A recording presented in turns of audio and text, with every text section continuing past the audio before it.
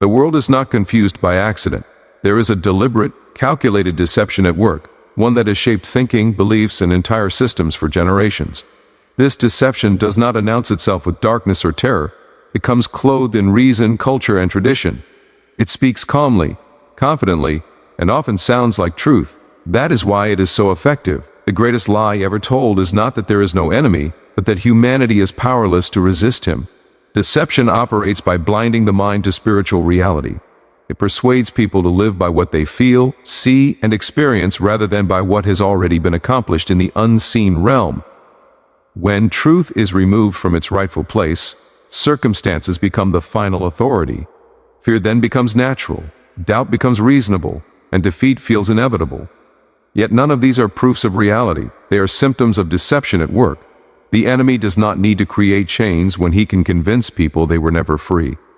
He thrives where ignorance exists, not because truth is weak, but because truth unrecognized is truth unused.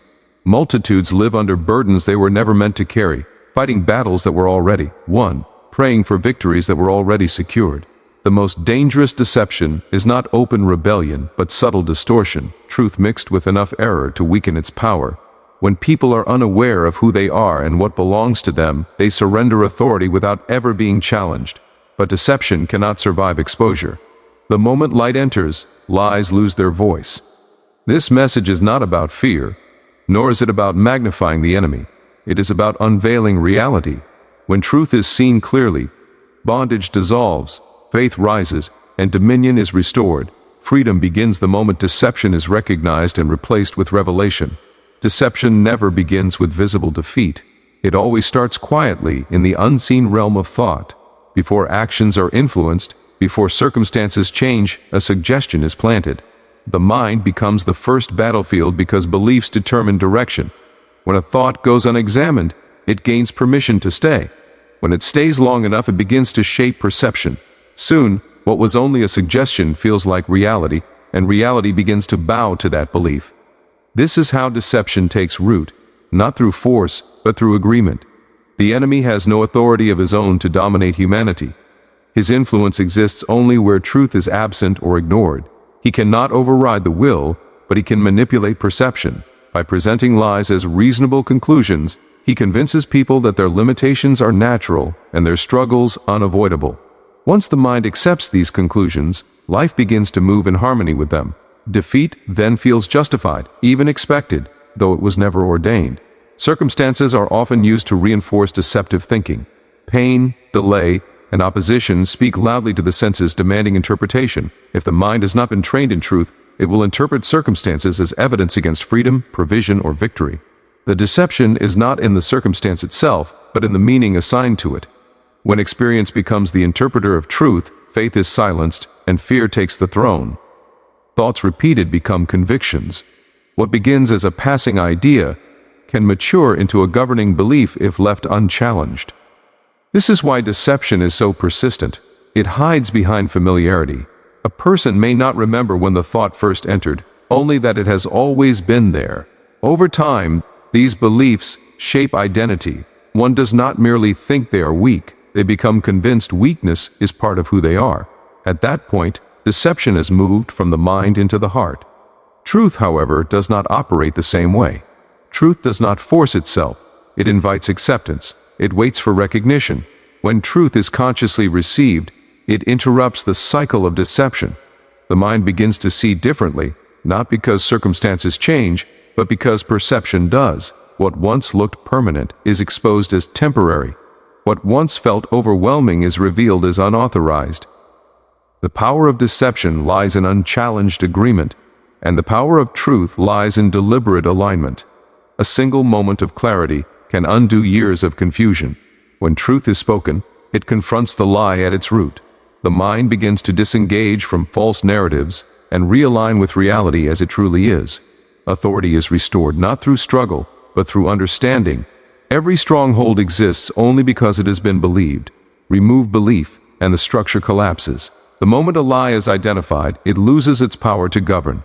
Deception cannot survive awareness. Light does not wrestle with darkness, it replaces it. As truth occupies the mind, deception has nowhere left to hide, and freedom begins to manifest naturally in every area of life. Deception finds its greatest advantage where redemption is unknown or misunderstood. When people are unaware of what has already been accomplished, they live as though everything is still unfinished. The enemy does not need to steal authority when it is never exercised. Ignorance creates a vacuum, and that vacuum is filled with fear, striving, and religious effort. Instead of resting in what has been secured, many spend their lives trying to earn what was already given.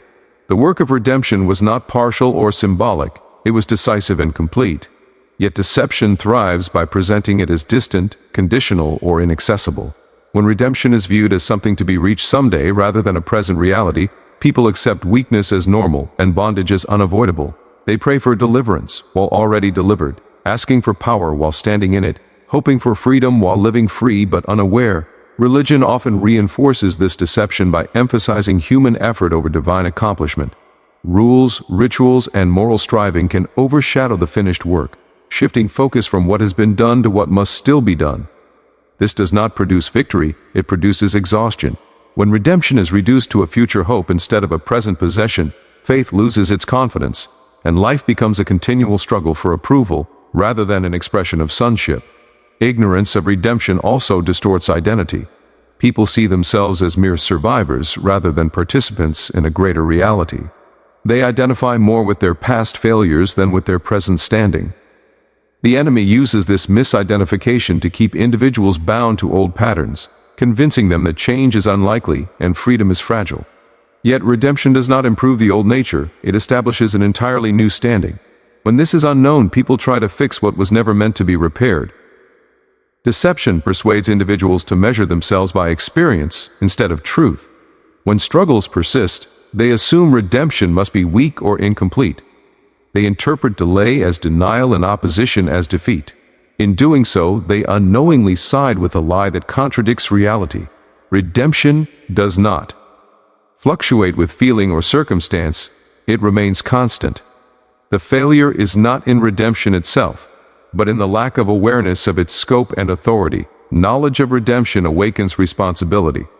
Once truth is known, passive living becomes impossible. Authority is exercised where understanding exists. The enemy fears this knowledge because it ends dependency and replaces it with confidence. A person who knows they are redeemed no longer begs for victory, they stand in it. They do not ask permission to be free, they enforce freedom. Redemption recognized becomes redemption manifested. When truth moves from concept to conviction, life responds. Fear loses its hold, guilt loses its voice, and bondage loses its claim. Ignorance kept the door open, but understanding closes it firmly. Deception survives only where redemption remains hidden, and the moment it is revealed, the illusion collapses under the weight of truth. Deception often thrives not in open rebellion, but in familiar structures that appear holy, safe, and respectable. When revelation is absent, religion steps in to fill the gap.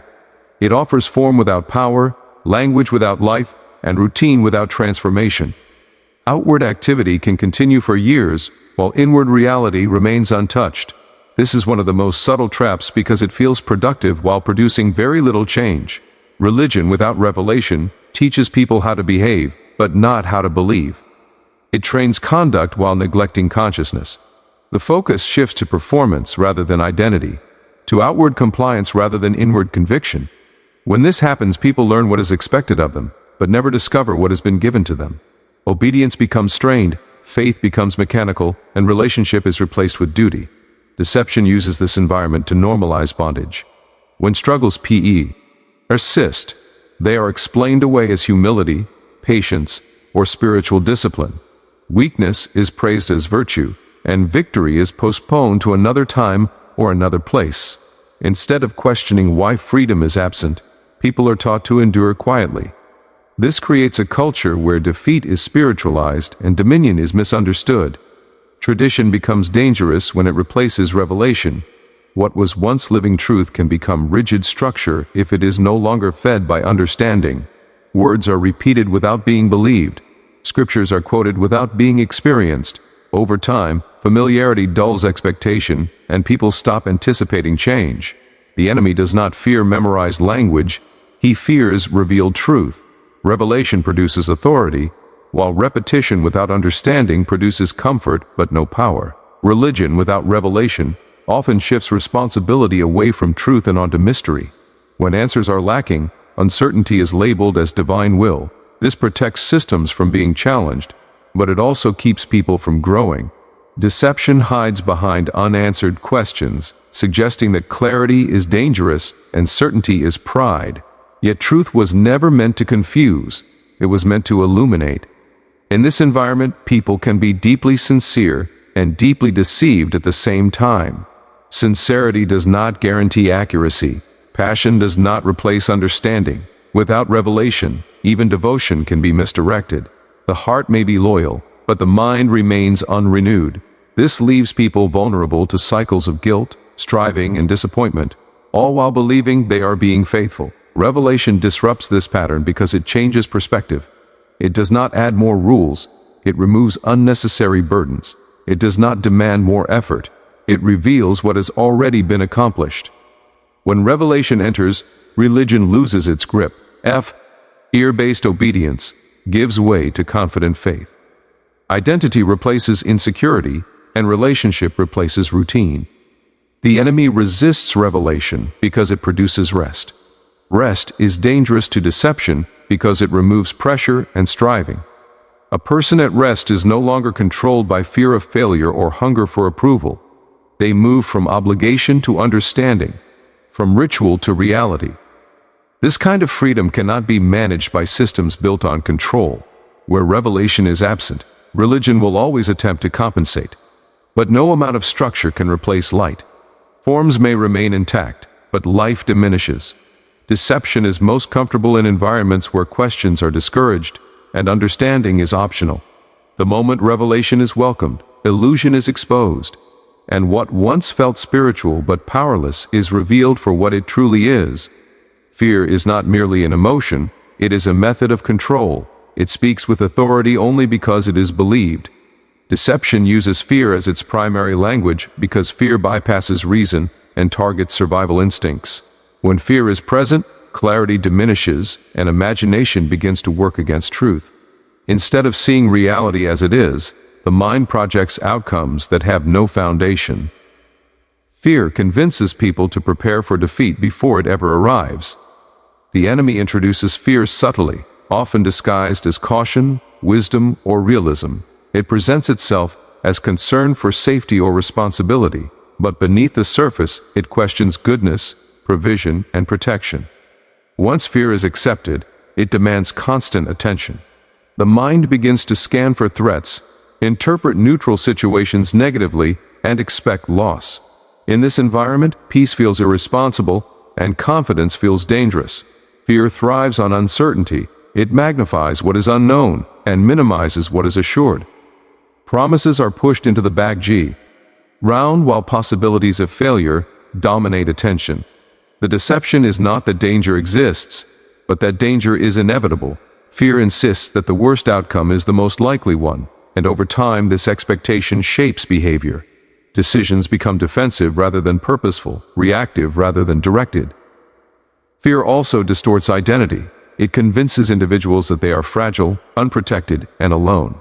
Strength is replaced with self-preservation, and authority is surrendered for the illusion of safety.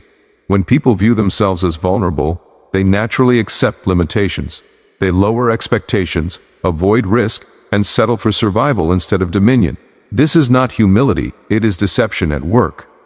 The voice of fear grows louder when circumstances appear overwhelming. Pain, loss, and uncertainty provide opportunities for fear to speak convincingly. If the mind is untrained in truth, these experiences become proof that fear was justified. The deception deepens as fear is reinforced by experience, creating a cycle that feels impossible to break. Yet fear did not create the circumstance, it merely exploited it. Fear's greatest strength is repetition. A fearful thought repeated becomes a fearful belief. That belief then produces fearful words, and those words shape reality. Language begins to reflect fear, and life begins to respond accordingly. Confession becomes reactive rather than authoritative. Instead of declaring truth, people describe problems, unintentionally giving fear a platform to rule. Love interrupts this cycle because love speaks with certainty. Love does not argue with fear, it displaces it. When assurance replaces uncertainty, fear loses its justification. Deception collapses where confidence in goodness is established. Fear cannot coexist with rest, and rest cannot exist without trust. The moment trust is restored, fear is exposed. As an intruder rather than a guide. Fear never tells the truth about the future. It only projects possibilities without authority. When fear is recognized for what it is, a signal of deception rather than a source of wisdom, its voice loses influence. Clarity returns as truth takes its rightful place. Fear governed for a season, but it was never meant to rule. The natural senses were never designed to be the final authority for truth. Yet deception succeeds by elevating them to that position. What is seen, heard, felt, and experienced carries immediate weight, demanding interpretation and response. The senses speak loudly and urgently, insisting that what appears to be real must be real. When this voice goes unchallenged, it begins to dominate thinking, shaping belief and behavior according to appearance rather than reality. The senses report facts, but they do not interpret truth. They observe conditions, not conclusions. Pain reports pain, lack reports lack, opposition reports resistance, but none of these define meaning or outcome. Deception occurs when the senses are trusted to explain what they were only meant to observe. When sight becomes the judge of possibility and feeling becomes the measure of authority, truth is quietly displaced. Sense knowledge is persuasive because it is immediate. It does not require faith, patience, or understanding. It feels safe because it is familiar. People are trained from an early age to trust what they can perceive, so when spiritual realities contradict natural evidence, deception labels those realities as unrealistic or extreme. The unseen is dismissed as abstract, while the visible is crowned as reliable. This is not wisdom, it is limitation. The senses are also inconsistent. What feels true one moment can change the next. Confidence can evaporate with a single report, and peace can collapse with one sensation. Yet KENYON encourages people to build their identity and expectations on this unstable foundation. When emotions fluctuate, beliefs fluctuate with them. Life becomes reactive, driven by what is felt rather than what is known. Deception strengthens when experience is allowed to interpret truth. If healing is delayed, the senses declare failure. If provision is tested, the senses declare lack. If opposition arises, the senses declare defeat. These declarations feel logical because they are supported by evidence, but evidence does not equal authority. Truth is not determined by what is visible, but by what is established. The senses describe the present moment, not the final reality. Living by the senses also narrows vision. Attention is fixed on immediate problems, leaving little room for expectation beyond the current situation. Hope is postponed, faith is restrained, and anticipation is replaced with caution. People begin to manage life rather than live it, adjusting expectations downward to avoid disappointment. This adjustment feels responsible, but it is rooted in deception. The senses were meant to serve, not rule. When aligned with truth, they respond appropriately. When misaligned, they become tools of confusion. Deception reverses this order, allowing sensation to instruct belief instead of belief to instruct response. This reversal keeps people grounded in limitation. Even when provision, strength, and authority are present but unseen, freedom begins when the senses are retrained. They are acknowledged but not obeyed. What is felt is recognized without being enthroned. What is seen is observed without being exalted. Truth is given the first and final word. This does not deny reality, it defines it correctly. The senses are no longer enemies, but they are no longer masters. Deception loses power the moment sense knowledge is dethroned. The unseen becomes more real than the visible, not because it is imagined, but because it is foundational. When truth governs perception, circumstances lose their ability to dictate identity and destiny. The senses may speak, but they no longer decide. Deception continues its work wherever thinking remains unchanged, even when truth has been introduced. A redeemed life can still be lived under old patterns if the mind has not been renewed. Thoughts shaped by past experiences, cultural conditioning, and repeated failure do not automatically disappear when truth is encountered. Without deliberate realignment, the old way of thinking remains the default. and deception maintains influence through familiarity. The mind operates by patterns. What is repeatedly thought becomes instinctive. Long-held beliefs feel natural, even when they are inaccurate. Deception relies on this familiarity, convincing people that what feels normal must be true. When unrenewed thinking governs perception, truth sounds foreign and even threatening. Change is resisted, not because truth is unclear, but because it challenges established mental comfort. Unrenewed thinking keeps believers interpreting life through former limitations. New identity is acknowledged in language but denied in practice. People speak of freedom yet expect bondage, speak of authority yet anticipate defeat. This contradiction creates internal conflict. The mind argues with truth using past evidence, asking for proof while ignoring revelation. Deception thrives in this tension, feeding doubt and slowing transformation. The enemy does not need to create new lies when old ones are still believed. Memories of failure are recycled as forecasts of the future. Disappointments are rehearsed until they become expectations. The mind becomes a courtroom where past experiences testify against present truth. When thinking is not renewed, the past is allowed to define what is possible. Unrenewed thinking also affects response to resistance. Opposition is interpreted as confirmation that truth is unrealistic. Instead of seeing challenge as temporary, the mind views it as permanent. Deception persuades people that if truth were real, resistance would not exist. This assumption ignores the fact that transformation often begins internally before it manifests externally. The delay is not denial, but the untrained mind labels it as such. Renewal requires intentional engagement. Truth must be revisited, rehearsed, and reinforced. One exposure is not enough to undo years of conditioning. The mind must be taught to think in alignment with reality rather than reaction. This process feels uncomfortable because it disrupts established patterns. Deception resists renewal by promoting distraction, passivity, and impatience.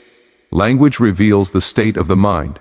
Words shaped by unrenewed thinking express uncertainty, limitation, and resignation. Even sincere declarations of faith can be undermined by habitual speech rooted in old beliefs. The mind follows the mouth, and the mouth reveals the mind. When thinking is not renewed, confession remains inconsistent, weakening confidence and clarity. Transformation accelerates when thinking aligns with truth consistently. The mind begins to expect what truth declares, rather than what experience predicts. Peace replaces anxiety, confidence replaces hesitation, and direction replaces confusion. This shift is not emotional, it is structural. The internal framework changes, and life begins to respond accordingly. Deception loses its hold as renewal progresses. Lies are exposed not through argument but through contrast. Truth becomes familiar, and the old patterns lose their authority. What once felt natural now feels foreign. The renewed mind no longer negotiates with deception, it recognizes it immediately and refuses agreement. Freedom becomes sustainable because it is supported by understanding rather than effort. Words are never neutral. They either align with reality or reinforce deception. Every confession carries direction, shaping perception and reinforcing belief. Deception understands this principle well, which is why it works tirelessly to influence what is spoken. Control the language, and direction follows. What is consistently confessed becomes the framework through which life is interpreted. Speech is the outward expression of inward agreement. Long before circumstances respond, the heart has already aligned with a narrative. Words reveal that alignment. When people repeatedly speak limitation, fear, or uncertainty, they are not merely describing conditions, they are establishing boundaries. Deception thrives when speech mirrors circumstances instead of truth. Problems gain authority when they are constantly rehearsed aloud. Confession is powerful because it reinforces belief. The mind listens to its own voice more than any other. What is spoken repeatedly becomes familiar, and familiarity breeds acceptance. A statement repeated often enough no longer feels like an opinion, it feels like fact. This is why careless words can quietly undermine confidence and authority. Deception does not require dramatic denial of truth, it only requires consistent agreement with lesser realities. Many believe silence is safer than speech, but silence often defaults to internal confession. Thoughts left unspoken still carry weight, shaping expectation and reaction. Deception works internally first, influencing inner dialogue before it ever reaches spoken words. When inner confession aligns with fear or doubt, external confession soon follows. Dominion weakens not because truth has failed, but because it has not been voiced. Truth must be spoken to be N4. CD. Authority is not activated by awareness alone. It is activated by alignment. Speaking truth does not create reality. It acknowledges and applies it. When truth is confessed, it confronts deception at its root. Lies lose strength when they are contradicted consistently. Confession is not about volume or emotion, it is about agreement. Deception attempts to label bold confession as arrogance or denial. It suggests that speaking beyond current experience is dishonest or unrealistic. This accusation keeps many silent, waiting for circumstances to change before speaking. Yet waiting reverses order. Circumstances respond to confession, not the other way around. When speech is postponed until evidence appears, deception maintains control. Confession establishes dominion because it sets expectation. Expectation influences response, and response influences outcome. A person who consistently speaks truth begins to act in alignment with it. Decisions shift, posture changes, and confidence stabilizes. This alignment produces tangible results, not through force, but through consistency. Deception weakens as the atmosphere of the mind and environment changes. Negative confession does not need to be dramatic to be effective. Subtle phrases, repeated complaints, and casual expressions of doubt quietly reinforce limitation. Over time, these words form a belief system that governs reaction. Deception hides in everyday language, disguising itself as honesty or realism. Yet realism without truth is merely resignation. When confession aligns with truth, resistance is expected but not feared. Opposition does not silence confession, it sharpens it. Each challenge becomes an opportunity to reaffirm reality. This consistency builds spiritual resilience. The voice of truth grows louder, while the voice of deception fades from lack of agreement. Confession does not ignore circumstance. It redefines them. Problems are acknowledged but not enthroned. Words no longer echo fear, they establish authority. As confession remains steady, dominion becomes natural. Life begins to respond not to what is seen, but to what is declared. Deception loses its influence where truth is spoken without compromise. Deception cannot survive exposure. It depends entirely on obscurity, half-truths, and unchallenged assumptions. Darkness has no substance of its own. It exists only where light is absent. The moment light enters, darkness does not negotiate or resist, it disappears. In the same way, deception loses its authority. The instant truth is revealed and received. It is not the strength of the lie that maintains bondage, but the absence of illumination. Light reveals things as they truly are, not as they appear. It separates reality from illusion, exposing what was hidden beneath familiarity and fear. Deception often feels powerful because it has been unexamined. Once examined, its foundation is revealed to be fragile. What once seemed immovable is exposed as unsupported. The mind begins to question assumptions that were never proven, only accepted. Deception relies on ambiguity. It thrives where understanding is vague and language is undefined. General beliefs without clarity create space for distortion.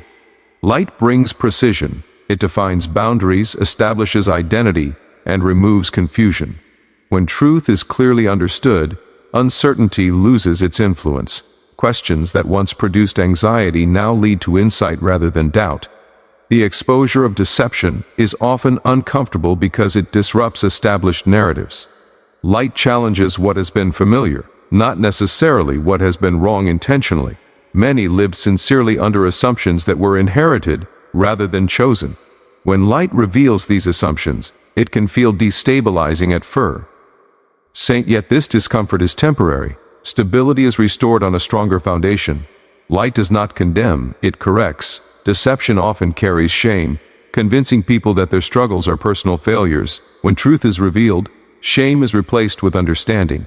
The problem was not lack of effort or devotion, but lack of clarity. This realization lifts unnecessary burdens and restores confidence. People no longer fight themselves, they align with reality. The enemy resists light because light ends negotiation. As long as deception remains hidden, it can argue, intimidate, and confuse. Once exposed, it has no voice. Light removes options for compromise. A lie cannot coexist with revealed truth. One must yield, and deception always yields to light. Light also restores responsibility. When truth is known, passivity becomes impossible. Awareness brings accountability not as pressure, but as empowerment. People move from hoping for change to enforcing it. Light does not create authority, it reveals where authority already exists. This revelation shifts posture from waiting to acting. Freedom unfolds naturally where light remains present. There is no need to revisit old lies once they are exposed. They lose relevance and appeal. The mind no longer entertains them because their falsehood has been established. What once required effort to resist now requires no attention at all. Light must be maintained to prevent deception from returning, not because deception is strong, but because familiarity can dull awareness. Continual exposure to truth keeps perception sharp, understanding deepens, and freedom becomes more stable. Light grows brighter with use, not dimmer. Deception ends where light is welcomed fully. There is no struggle, no prolonged battle, and no gradual erosion. The shift is immediate and decisive. What governed in darkness cannot rule in light. Truth does not compete, it replaces. And once light has done its work, deception has nowhere left to stand. What has been revealed is not a warning meant to inspire fear, but a truth meant to restore clarity. Deception has never been as powerful as it appeared, it only ruled where it was unseen and unchallenged. The enemy's influence was sustained by ignorance, fear, unrenewed thinking, and misplaced trust in appearances. But every one of those foundations collapses when truth is recognized and received. Nothing discussed here was about striving harder or fighting longer. It was about seeing clearly. Freedom was never distant. Authority was never lost. Dominion was never revoked. The struggle existed only in perception, not in reality. The moment truth is allowed to govern thought, speech, and expectation, deception loses its place. What once felt overwhelming is exposed as unauthorized. What once felt permanent is revealed as temporary. This understanding shifts everything. Life is no longer reactive but intentional. Circumstances no longer define identity. Fear no longer dictates decisions. The mind no longer negotiates with lies, and the voice no longer echoes defeat. Truth takes its rightful position, not as a theory but as a living force shaping every response. The world may remain deceived, but clarity is now available. Light has been introduced, and light always prevails. From this point forward, awareness becomes responsibility, and responsibility becomes confidence. Deception ends where truth is embraced, and where truth governs, freedom is not something pursued, it is something lived.